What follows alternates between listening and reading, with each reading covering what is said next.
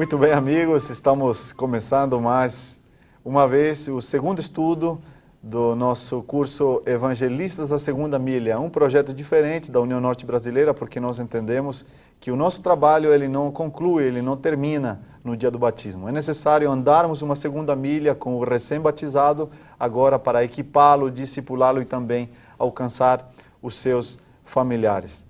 Obrigado por estar conosco, sinta-se à vontade, no lugar confortável para você acompanhar esse estudo. Será um estudo bem dinâmico, que vai falar acerca da Palavra de Deus, da Bíblia Sagrada. E para isso nós convidamos duas pessoas especiais, o pastor Alexandre, um grande amigo. Por favor, pastor, fale um pouquinho de onde você vem, quais são as suas atividades, a sua família, e conta também para os nossos amigos. Pastor Mitch, um prazer estar aqui com vocês, num tema tão bonito que nós vamos estudar daqui a pouco, mas nós estamos ali em Santarém, cuidamos da área de evangelismo para toda a missão oeste do Pará. Todo o oeste do Pará, a minha esposa é Tatiana e nós não temos filhos ainda. E é um prazer estar aqui com você, que está em casa, com a sua família aí, para nós então nos aprofundarmos num tema tão bonito. Que bom, o pastor Alexandre vem de uma região muito bonita ali, Alter do Chão, um dos lugares mais bonitos, e toda aquela região da Transamazônica, temos muitas pessoas queridas que moram ali nessa geografia. E também nos acompanha já um amigo conhecido, esteve em outros estudos conosco, o pastor Fábio. Pastor, seja bem-vindo. Obrigado mais uma vez, pastor Mitchell. A oportunidade de participar desse estudo tão interessante que eu penso que vai ajudar muita gente aí a ter a fé fortalecida, né? E os caminhos também em Cristo Jesus. Muito bem. Vamos curvar a fronte agora, fechar os nossos olhos, vamos fazer uma pequena oração, pastor Alexandre. Pois não.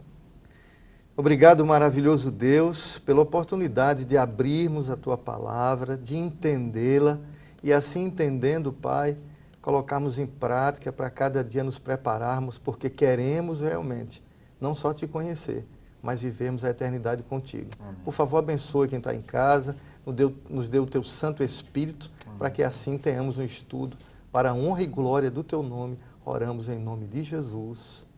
Amém, amém. Senhor. Amém. Bom, e a primeira pergunta que eu quero fazer de hoje, pastor Fábio, pastor Alexandre, será que esse livro mesmo, que eu tenho aqui nas minhas mãos, é um livro diferente? Como posso saber que esse livro não é um livro comum? Porque ao olhar assim, aparentemente ele tem uma capa, a minha tem uma capinha assim um pouco melhor, mas tem letras, tem uma folha branca bonita e tal. Será que não é o mesmo livro que posso comprar na livraria, um livro comum? Ok. Mesmo com opiniões diferentes que muitas pessoas têm, se a Bíblia realmente é um livro inspirado ou não, pastor, a gente pode encontrar. Como posso saber que ele realmente é diferente? Na ciência, por exemplo, né? Abrindo aí, por favor, abra. A Bíblia fala sobre isso? A Bíblia fala sim. E a gente pode comprovar na ciência. Aonde? Eu gostaria que você abrisse a sua Bíblia no profeta Isaías, no Velho Testamento, o capítulo 40. Nós vamos ler, por favor, acompanhe o verso 22, que nos diz: Ele é o que está assentado sobre a redondeza da terra.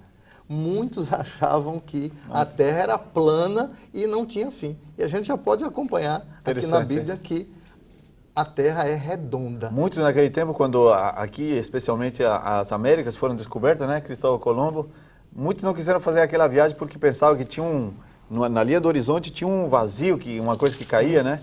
E há quem diga que Cristóvão Colombo leu esse texto da Bíblia para dizer exatamente comprovando que a Terra era redonda, né? Como é legal, né, pastor, a gente poder estudar a Bíblia, ter o privilégio de separar um tempinho, igual os ouvintes aí estão separando agora, né? Olha, a redondeza da Terra. E isso ele escreveu aí 700 e poucos anos antes de Cristo, ou seja, a Bíblia já falava que a Terra era redonda. Tem algum outro texto aí, alguma outra coisa? Por favor, abra no livro de Eclesiastes, capítulo 1. E a água? Como a água vai para onde, hein? A água chove e vai para o mar, vai para o rio. Como que funciona tudo isso? E a Bíblia, pastor Fábio e pastor Mitch, já nos esclarece aí, dando realmente entendimento no capítulo 1, por favor, acompanhe. E nós vamos ler o verso 7. Todos os rios correm para o mar, e o mar não se enche. Ao lugar para onde correm os rios, para lá tornam eles a correr. É um ciclo E a Bíblia já nos ensinou. Olha. Que maravilha, realmente. Interessante, Podemos né? Glória a realmente Deus. crer nessa palavra. Se fosse só são vários versos que comprovam. Eu queria convidar também você, por favor, abrir a sua Bíblia em Levítico, capítulo 17, para que a gente possa falar um pouquinho mais aí sobre a ciência, comprovando realmente, capítulo 17, o verso 11. Olha que coisa linda. Vida. O que é a vida? Onde está a vida? O verso 11 diz assim...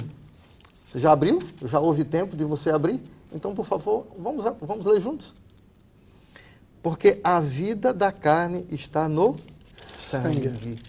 Então, a importância da gente ter realmente um sangue aí puro, cuidando de uma alimentação. A Bíblia já nos ensina. Ô, pastor Mito, Que interessante, né? A Bíblia, ela é um livro científico? Não é um livro científico. Não. Porque a Bíblia é um livro assim, que fala da pessoa de Deus, um livro religioso, mas ela não somente se limita a falar sobre isso, fala também de outras coisas diversas, e conforme aqui vocês mencionaram, ela já estava antecipando algumas coisas que a ciência, depois de muito tempo, haveria de descobrir. Ou seja, está dando algumas dicas que a Bíblia... Interessante, pastor, que ela... Tem uma mente, alguém que pensou em alguma coisa que está além do normal, né? E de uma forma tão simples, sem termo técnico, sem termo científico, a Bíblia vai passando isso para nós de uma maneira que um simples entende, que um doutor entenda também. Interessante isso que ele está falando. Tem alguns livros que a gente não consegue entender, são meio difíceis, estão feitos para um público especial, mas a Bíblia, pessoas muito simples, pessoas muito letradas, eles conseguem chegar lá. Tem alguma coisa da história, assim, que você lembre, pastor, que coisas históricas que aconteceram que a Bíblia já estava falando que iria acontecer? Profecias, coisas assim? As profecias, por exemplo, pastor Mitchell, sobre Jesus Cristo. O Salmo 22 relata o sofrimento e a vitória de Cristo. No profeta Isaías, capítulo 53, todo o capítulo também falando... 700 anos antes de Cristo, 700 né? O Salmo anos, que foi escrito por Davi lá, talvez... comprovando quase 1000 anos realmente antes de Cristo, está escrito, né? Isso, exatamente. E o Miqueias, que é o nascimento, né? Miqueias 5, o verso 2, que fala do nascimento de Cristo. Agora, se a gente pensa que quem é o autor da Bíblia é Deus, não é isso que a gente sempre ouve falar? Como será que Deus... Hoje a gente tem o celular, né? Você usa o celular, eu uso o celular, a gente fala com as pessoas, quando as pessoas não estão presentes assim, fisicamente. Mas será que Deus usou um celular para falar com alguém, para escrever? Ou será que foi o próprio dedo de Deus que escreveu? Como é isso? Pastor, como posso eu ter a certeza de que realmente o que está escrito aqui foi Deus que falou? Uma pergunta que muita gente faz. É verdade. Na minha infância aí, né, de repente, pouco contato com a Bíblia, eu também acreditava que a Bíblia foi ditada por Deus e o profeta ali escrevia. Então, na realidade, você vai crescendo, vai estudando a Bíblia, você vê que se fosse dessa maneira, não precisava ser um profeta. Poderia ser um escriba, um escritor, qualquer um. Verdade. Então, na realidade, a Bíblia, ela foi inspirada por Deus. A palavra de Deus diz isso e a gente pode ler. Vamos abrir então a Bíblia aqui. 2 Timóteo 3,16. No Novo Testamento? Novo Testamento, 1 Timóteo 3,16, diz assim: toda a Escritura é inspirada por Deus e útil para o ensino, para a repreensão, para a correção e para a educação na justiça. Amigos, olha só, Deus supervisionou os autores humanos da Bíblia de tal forma que enquanto cada um usava o seu próprio estilo, né, literário, de personalidade, eles ainda conseguiram registrar tudinho da maneira como Deus queria. E isso, para mim, pastor, faz a Bíblia ser um livro diferente. Cada um com a sua personalidade e seu estilo literário conseguiram passar da maneira como Deus queria. Por exemplo, o pastor Alexandre aqui é pernambucano, né? Então Deus poderia ter usado um pernambucano para escrever na linguagem dele, com o sotaque dele, com a acentuação dele. É mais ou menos assim que eu estou entendendo? Exatamente. Ele usou um cobrador de impostos, ele usou um boiadeiro, daqui a pouco... ele usou tantas pessoas, né, que a Bíblia diz de maneira poderosa, e pode usar eu e você também hoje. E é na segunda carta. Para proclamar, né? né? É na segunda carta de Timóteo 3,16. Na arqueologia, pastor Mítio, também há uma comprovação. Como você assim? vai ver aí no quadro ilustrativo para que possa realmente facilitar esse estudo aí. Por exemplo, a pedra moabita foi encontrada em 1868, me perdoe, em Dibon, na Jordânia. Está aparecendo um quadro aí para os nossos amigos, né? Está aparecendo um quadro ali. Foi encontrado, registrado lá, segundo Reis, capítulos 1 a 3. As cartas de Laques, você está acompanhando o quadro aí. Foram encontrados os registros entre 1932 a 1938. E a Bíblia já falava sobre isso? O ataque confirma o ataque de Nabucodonosor a Jerusalém em 586 a.C. Finalizando o último aí, informação no quadro, os manuscritos do Mar Morto, que foi encontrado em 1948. Ali resiste um período grande, 150 a.C., a 70 depois de Cristo, onde foram encontrados ali quase todo o Antigo Testamento, exceto Quer o livro de dizer, Esther. a Bíblia está confirmando aí, pastor Fábio, coisas que aconteceram na história. Ou seja, fantástico. Coisas que a Bíblia está dizendo antes que isso venha a acontecer. Não somente pelo nascimento de Cristo, não somente pelas coisas que você citou ali, da terra ser redonda, do ciclo da água, enfim, e você citou aí como Deus...